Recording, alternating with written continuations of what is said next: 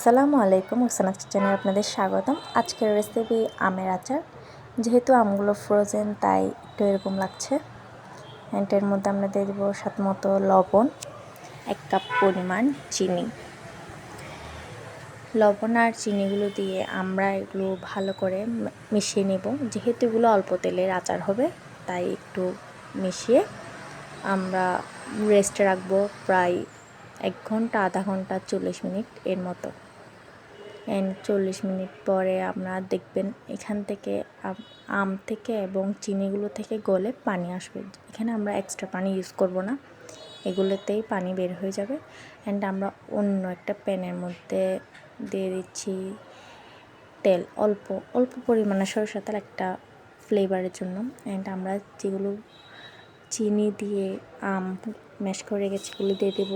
দিয়ে দেবো আমরা তেজপাতা, মিঠা গুঁড়ো বলে অনেকেও। এর মধ্যে দিয়ে দেবো আমরা শুকনা মরিচ দিয়ে দেবো আমরা এখানে পাঁচফোড়ন মশলাটা আমরা আগে থেকে বানিয়ে সংরক্ষণ করে, যেহেতু এখান থেকে আমরা দিয়ে দেবো। দিয়ে দিচ্ছি ভিনেগার কিংবা লেবুর রস, গুঁড়া মরিচ, মশলা, জিরা মশলা না কি মশলা জানি না, হলুদ মশলা, তারপরে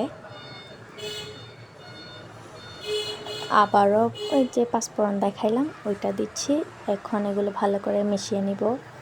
এগুলো না গলা পর্যন্ত, মিঠাটা না গলা পর্যন্ত এখানে রাখবো। বলক আসলে আমরা আবার নাড়াচাড়া করে দিবেন। এভাবে আমরা 2-3 বার করবেন। আস্তে আস্তে এগুলো যখন একটু আঠালো টাইপের হয়ে যাবে তখনই আমাদের আমের আচারটা ready. Thanks for watching. Tata.